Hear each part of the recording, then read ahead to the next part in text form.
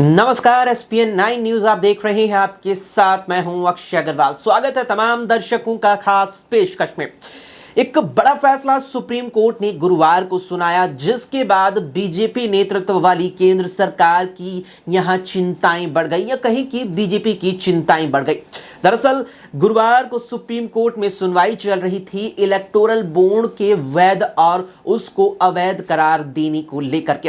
इसके बाद गुरुवार को सुनवाई के दौरान आखिरकार शाम को सर्वोच्च न्यायालय ने अपना फैसला सुनाते हुए पूरी तरीके से इलेक्टोरल बॉन्ड को अवैध करार देते हुए उसे रद्द कर दिया। इसके बाद माना जा रहा है कि भारतीय जनता पार्टी की मुश्किलें बढ़ गई हैं। बता दें तमाम दर्शकों को कि जिस तरीके से यह फैसला आया है, इस फैसले के बाद माना जा रहा है कि काफी नुकसान यहां पर बीजेपी को उठाना पड़ेगा। हालांकि ये जो इलेक्टोरल बॉन्ड थी, ये सभी राजनीतिक दलों से जुड़ी हुई थी, लेकिन इसका ज्यादा नुकसान माना जा रहा है कि बीजेपी सरकार को, या कहीं कि भारतीय जनता पार्टी को उठाना पड़ेगा। इसमें साफ तौर पर यह चीज देखने को मिल रही है। ऐसे में आपको बताएं सबसे पहले कि इलेक्टोरल बॉन्ड है क्या। दरअसल इलेक्टोरल बॉन्ड एक प्रकार से एक स्कीम यहां पर थी जो 2017 में पेश मोदी सरकार के द्वारा की गई थी, और फिर 29 जनवरी 2018 को कानूनी रूप से इसे यहां देश में लागू कर लिया गया था। इससे एक प्रकार से कानूनी अमली जामा 29 जनवरी 2018 को पहना दिया गया था।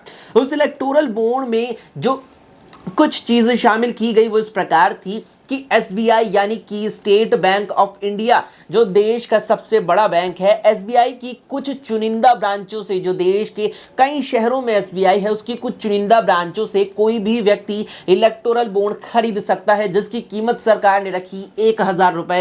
इसके बाद 10,000, 1 लाख, 10 लाख और 1 करोड़, यानी कि 1000 रुपए से लेकर के 1 करोड़ रुपए तक के इलेक्टोरल बॉन्ड कोई भी व्यक्ति जिसका सेविंग अकाउंट एसबीआई में हो, वो एसबीआई की उन ब्रांचों से खरीद सकता है जिसके पास इलेक्टोरल बॉन्ड बेचने की इजाजत हो, या जिसको इलेक्टोरल बॉन्ड सरकार ने मुहैया करा रखे हो। अब जब केंद्र सरकार की इस नए कानून के बाद इलेक्टोरल बॉन्ड खरीदने बेचने की प्रक्रिया शुरू हुई, तो इसका ये जो पूरा खेल ये इस प्रकार से समझिए कि मान लीजिए कि कोई व्यक्ति एसबीआई की उस ब्रांच जिसके पास इलेक्टोरल बॉन्ड उपलब्ध है, उससे इलेक्टोरल बॉन्ड खरीदता है, चाहे 1000 रुपए का खरीदे, चाहे 1 लाख और चाहे 1 करोड़ का खरीदे। अब वो व्यक्ति उस इलेक्टोरल बॉन्ड को खरीद कर अपने पास रख लेता है, और कुछ वक्त आने के बाद वो किसी भी राजनीतिक दल को भेंट के रूप में, गिफ्ट के रूप में, उपहार के रूप में इलेक्टोरल बॉन्ड सौंप देता है। मान लीजिए कि वो व्यक्ति इलेक्टोरल बॉन्ड खरीदता है 1 लाख रुपए का, और उसे फिर यहां कांग्रेस या बीजेपी या अन्य किसी भी पार्टी, कोई भी पॉलिटिकल पार्टी, कोई भी राजनीतिक दल को यहां गिफ्ट के तोहफे के रूप में पेश कर देता है। अब जिस पार्टी को इलेक्टोरल बॉन्ड रिसीव होते हैं गिफ्ट के रूप में, जिस पार्टी को इलेक्टोरल बॉन्ड यहां मिलते हैं उपहार के रूप में, वो पार्टी बैंक में जाकर के उस इलेक्टोरल बॉन्ड को कैश करा सकती है। यानी कि जितने रुपए की, जितनी कीमत का वो इलेक्टोरल बॉन्ड था, उस इलेक्टोरल बॉन्ड को वो पार्टी बैंक में जाकर के उसकी रकम अपने नाम करा सकते हैं। यानी कि अगर कहा जाए, इलेक्टोरल बॉन्ड एक जरिया बनाया गया लोगों के लिए, जिससे वो सीधे तौर पर राजनीतिक दलों को चंदा दे सके।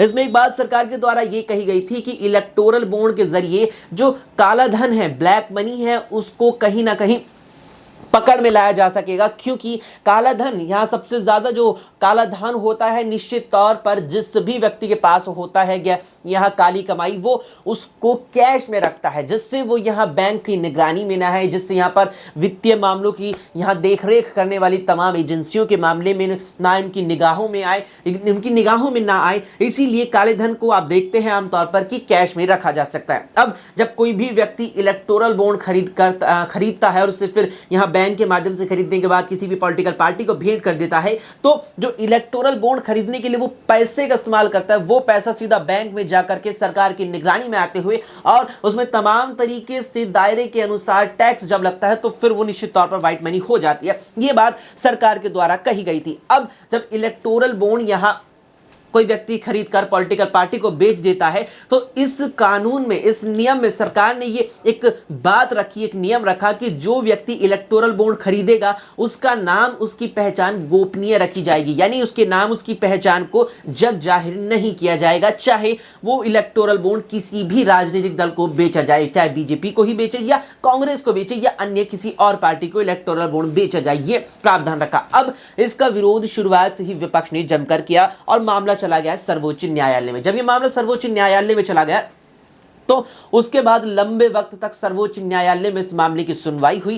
फिर जाकर के जब गुरुवार आया, यानी कि कल वो दिन था गुरुवार का, जब सर्वोच्च न्यायालय ने इस पर बड़ा फैसला सुना दिया और इतिहास में इलेक्टोरल बॉन्ड को लेकर जो तारीख 29 जनवरी 2018 दर्ज हुई, जब उसे कानूनी अमली जामा पहनाया गया, तो उसके बाद अब इलेक्टोरल बॉन्ड को लेकर के नई तारीख दर्ज हो गई 15 जनवरी की। जी हां, 15 फरवरी, माफ कीजिएगा, 15 फरवरी की तारीख दर्ज हो गई कि 15 फरवरी 2024 को इलेक्टोरल बॉन्ड को सरकार ने रद्द कर दिया। अब जब यहां सरकार के इस इलेक्टोरल बॉन्ड को सर्वोच्च न्यायालय ने रद्द कर दिया, तो उसके बाद से लगातार ही विपक्ष पूरी तरीके से एकजुट नजर आ रहा है और बीजेपी नेतृत्व वाली केंद्र सरकार को जमकर घेर रहा है। मोदी सरकार को लगातार ही यहां विपक्ष के हमलों का सामना करना पड़ रहा है। लेकिन इस सब के बीच एक और चीज देखने वाली है, इस समय चल रही है कि इलेक्टोरल बॉन्ड को जब से सुप्रीम कोर्ट ने रद्द करार दिया है, जितने घंटे, जितना वक्त इलेक्टोरल बॉन्ड को रद्द करार दिए हुए हो चुके हैं, उस पर यहां इलेक्टोरल बॉन्ड को लेकर के कोई भी प्रतिक्रिया बीजेपी के नेताओं की हमें देखने को नहीं मिली। यानी कि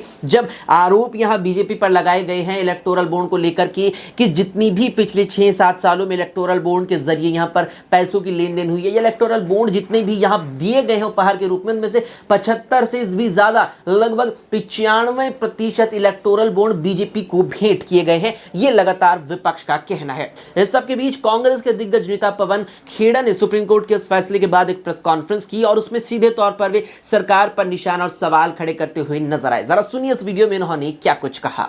ये डर हमारा जायज है, इस डर को हम आपके साथ साझा कर रहे हैं।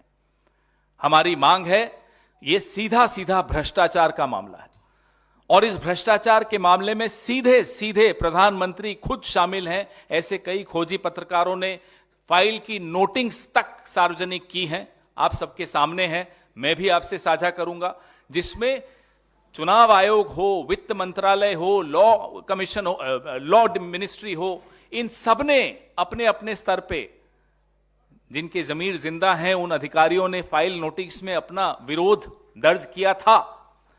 उस विरोध को नजरअंदाज करते हुए किस तरह से ये थोपी गई इलेक्टोरल बॉन्ड स्कीम इस देश पर, यह हम सब ने देखा। आज प्रधानमंत्री एक्सपोज हो गए हैं, बेनकाब हो गए हैं, उनका भ्रष्टाचार बेनकाब हो गया। ये भ्रष्टाचार, मैं कहूं, बचते हुए कह दूं कि भाजपा का भ्रष्टाचार है, ये इलेक्टोरल करप्शन है, ये सब मुझे लगता है लाग लपेट की बात होगी। ये सीधा सीधा प्रधानमंत्री द्वारा किया गया एक भ्रष्टाचार है, जिसको कानूनी जामा पहनाने का प्रयास किया गया। मनी बिल लाकर आपने मनी का इंतजाम कर दिया विधायक खरीदने के लिए।